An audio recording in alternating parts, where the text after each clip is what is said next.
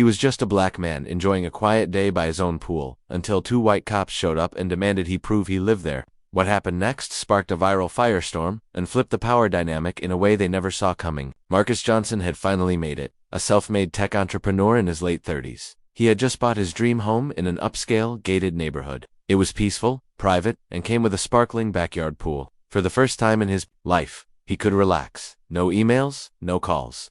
Just sunshine and silence. Until two cops showed up. Marcus was lying on a pool chair in swim trunks, earbuds in, eyes closed. That's when he heard it, a voice, sharp and demanding. "Hey, what are you doing here?" He opened his eyes. Two white police officers stood just outside the fence, one gripping the latch, the other resting his hand near his gun. Marcus sat up slowly. "I live here," he said calmly. The taller officer name tag, reading Kane, raised an eyebrow. "You live here? This your house?" Marcus nodded. "Yes. Is there a problem?" The second officer chimed in. "We got a call about someone trespassing. You got ID?" Marcus frowned. "A call? From who?" Neither officer answered. "They stepped onto the property without being invited. You need to prove you live here," Kane snapped. "Now." Marcus felt it, that tight grip in his chest, that familiar mix of anger and fear. He stood his ground, voice steady. "I'm not doing anything wrong. I'm not trespassing. I'm at my own home. You're the ones trespassing." But the officers didn't back off. They didn't see a homeowner. They didn't see a successful businessman. They saw a black man, and that was enough. Officer Kane took another step closer, arms crossed, authority dripping from his voice. "Look, either show us some ID, or you're coming with us. No more games." Marcus stared at him, heart pounding, but face calm. "You're threatening to arrest me for sitting by my pool." Reed's hand hovered near his cuffs. "Stop playing the victim and just cooperate." Marcus couldn't believe it. This was happening again. It didn't matter that he owned the house, that he'd worked for everything. To them, he didn't belong there. He reached into his pocket, but not for ID. He pulled out his phone. "If you're going to try and arrest me on my own property, the world's going to see it." He tapped the record button. The red light flashed to Instagram Live on dot. The screen lit up, live 12 viewers, 2478. Marcus looked straight into the camera. "These two officers just walked into my yard, demanding ID, claiming, I don't live here. This is my house. I'm being harassed for relaxing by my own pool." Kane's expression shifted, just for a moment. A flicker of uncertainty. He looked at the phone, then back at Marcus. Double quotes. "Sir, we're just responding to a call," Kane said. Voice a little more measured now. "We have to check it out." Marcus didn't flinch. "Fine, show me the report." "Who called? What did they say?" Silence. The viewer count ticked higher. Hundreds now. A neighbor's voice cut through the tension. "That's Marcus. He lives here. He moved in 3 months ago. Leave him alone."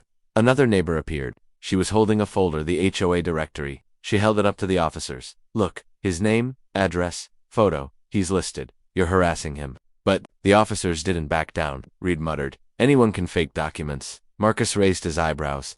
"So now my neighbors are lying too?" "Still live, still filming." He walked calmly into the house and returned with a stack of papers. The deed, his ID, utility bills with his name and address. Proof, evidence, reality. But for some reason, it still wasn't enough for them, and that's when the internet took over. The video kept rolling. By now, thousands were watching live. Comments flew across the screen. "This is insane. He handled it so well. Call a lawyer." Typical racial profiling. Marcus held up his ID and house deed for the camera. "This is my name. This is my address. This is my home," he said slowly, deliberately. But apparently, being black in a nice neighborhood still makes you a suspect. The tension in the air was thick. The officers, now clearly aware they were being watched by more than just neighbors, started shifting uncomfortably. Still, they didn't apologize. They didn't back off. Kane muttered, "We're just doing our job." But it was too late. The damage was done not to Marcus, but to them, by nightfall. The video had gone viral. 2.3 million views in under 6 hours. National civil rights activists reposted it. Local journalists reached out for interviews. And the hashtag pool, while black, started trending worldwide. What the officers thought was just another call had turned into a national embarrassment. The next day, the city police department released a vague statement. "We are aware of the incident and reviewing all body cam and civilian footage. At this time, the officers involved are on administrative leave." But Marcus wasn't done. He stood on his own front lawn. Cameras flashing, reporters watching, neighbors gathered. "Let's be clear," he said into the mic. "This wasn't a misunderstanding. This was racial profiling, plain and simple. I won't stay silent, and I won't settle quietly." He announced he was filing a lawsuit, not just against the two officers, but against the department itself. Harassment, discrimination, emotional distress. But Marcus didn't stop at legal action. He made it personal and powerful. What started as a simple Sunday by the pool had exploded into national news. But Marcus didn't just want headlines, he wanted change. 2 days after the incident, he went live again. This time, not from his phone, but from a podium set. Up in front of his house, cameras from CNN, NBC, and even international outlets lined the street. Behind him stood neighbors, activists, lawyers, and community leaders.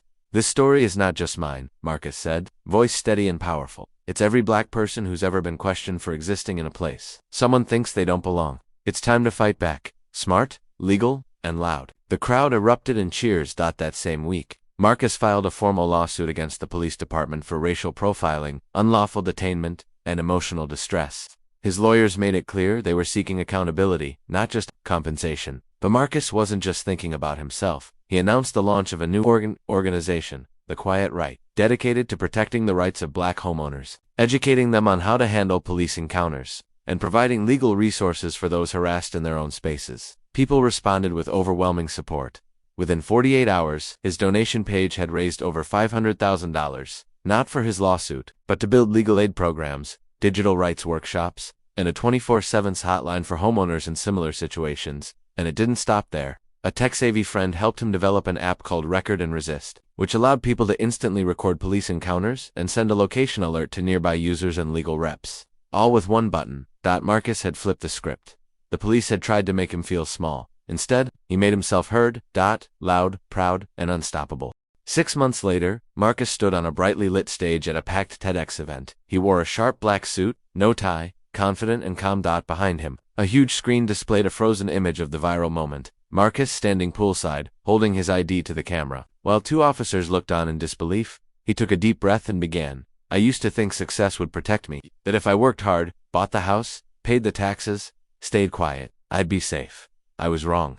The crowd was silent, hanging on every word. They didn't see a homeowner. They saw a threat, but I recorded it. I stood firm, and I turned the tables, not with anger, but with truth, law, and visibility. The audience erupted in applause. By that time, the lawsuit had been settled and Marcus had won. The city paid out a 6-figure sum, issued a formal apology, and implemented new training programs on racial bias for all officers. Both officers, involved Kane and Reed, had been dismissed from the force after the internal investigation confirmed misconduct and profiling, but Marcus wasn't celebrating the money. He never was. He used the settlement to expand the Quiet Right, hiring lawyers, community organizers, and tech experts. The app he helped create, Record and Resist, had already prevented multiple unlawful police encounters and was being adopted by other civil rights groups across the country.